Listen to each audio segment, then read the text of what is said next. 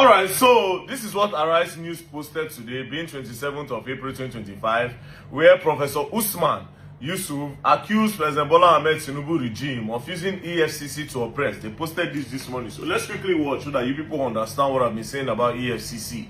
The 29th of January this year, at about 6:30 p.m., my wife came up to my room and said there are some gentlemen that knocked and just walked into the room, dark-suited, walked into the door. They want to see me. They said I'm expecting them. I came downstairs in my jalabia, no hat, and flip-flop. And they said they are from the EFCC. They've come to take me to the EFCC. I said, guys, you haven't even introduced yourselves.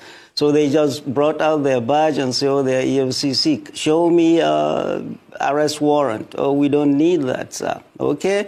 Allow me to go upstairs, change. They blocked me. They didn't let me. Allow my wife to go upstairs and bring me some change of clothing. They refused. We went outside. As we went outside, their bus was waiting outside. The driver was sitting. The engine was running. And there were 5 armed mobile policemen, some deployed behind the house. Thinking I would run. I'm not a runner. So we went in, and I was sandwiched between an armed mopal and a young operative. And they were high-fiving themselves as if they had captured notorious Kachala Bello Turji. We went to the EFCC, went to the office of their boss, and he handed me a bunch of papers. What are these? These are your charges. Well, I don't need the charges if I don't have my lawyer here. Well, the guy was waiting to go home, and my battery had gone down, and I couldn't call my wife and to tell her where I was and how I was, and they wouldn't let me call her. And they just took me to the cells. Nobody had told me whether I was going to stay, why I was there, how long I was going to be there. They just took me around the building to the cells. Entered the cells. Well, a lot of them were youth. They recognized me from the previous brouhahas in Nigeria. And they came up to me wishing me good luck and best wishes. I had serious headache because, remember, I had fasted for over 14 hours by then. I hadn't eaten or drunk anything. They brought me a sachet of pure water and tea. I drank and went to sleep. And then the next morning, they took us to, they called my name out. We were going to court. We went into the bus. Well, when we came out of the building, they had placed their official photographer to be taking photographs of me without a hat, in jalabia, in flip-flop.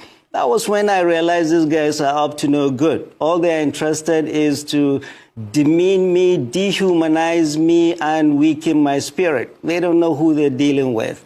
We went into the bus, and I was jokingly telling them, guys, haven't you forgotten the chains and the manacles? They busted out laughing and said, oh, our guy, it hasn't reached to that. We went to court. They were not ready. We had to come back to the EFCC again, and they upgraded me from 4 of us in a room to I alone in a cell. I was there in the EFCC for 6 days.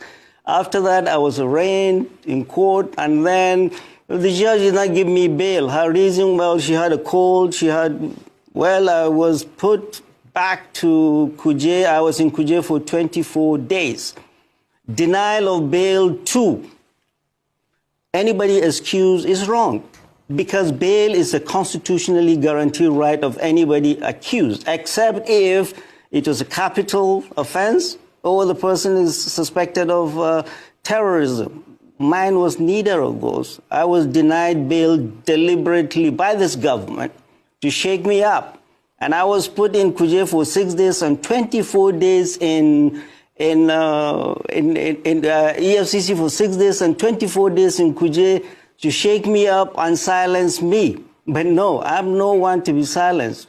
In Kuje prison, I wrote my experiences and told this government that 6 days in Kuje and 24 days 6 days in the EFCC and 24 days in Kuje will not silence me. The whole purpose is President Bola Ahmed Tinubu's government trying to silence any dissent to his government. And this coming from a president who was an Adeko activist himself, who fought the military, who ran across the border and ran away from the military. And when he came back, he never gave neither Jonathan nor Obasanjo, not even Buhari, he never gave them peace. He was criticizing them. Criticizing a government in a democracy is a legitimate right of every citizen. And President Bola Ahmed Tinubu is trying to stifle dissent in this country and is trying to make this country a one-party. Imagine how they would have traumatized this man and his family. Imagine how they would have the corruption of EFCC has literally no limits. Now they are even partisan. So basically now anybody where Tinubu they vex with or APC they vex with, now EFCC they go pursue. Just take case study. Let's use Okowa own. Few days ago, you came to publish a news that Okowa that Okowa stole 1.something trillion naira. 1.something trillion naira. That is 999 billion, 1 billion, then another 300 billion naira. Now Okowa carried it. All of a sudden, Okowa just say don't join APC now. Let's bet it. That case will go down. So EFCC are now partisan. Corruption at the fullest. This same EFCC in this country, they know they hold politicians. You see Yaya Bello, they don't hold politicians. They don't hold politicians. Now these small boys that they use, they take show everybody say that they work. They'll just go one place, carry students. The other day, the EFCC arrested 105 people. EFCC carried 35 boys. EFCC, all these people that you are arresting, they never do half of what politicians do. But yes, when they use that, they feel blank like say, they work. Meanwhile, you people are the most corrupt agency in the country. As it seems like this, I gather all my evidence. I gather all of them. They never protest against EFCC before. Now me, I did like this. So at the plan stage, the biggest protest against you. People are corrupt. A lot of you are thieves. A lot of you are thieves, and a lot of you are being used as instruments of politicians to fight each other. There's nothing like Economic and Financial Crime Commission in this country. No integrity, nothing. Thieves. And a lot of them be thieves. Thieves. You're going to learn, and you will learn the hard way. Don't play.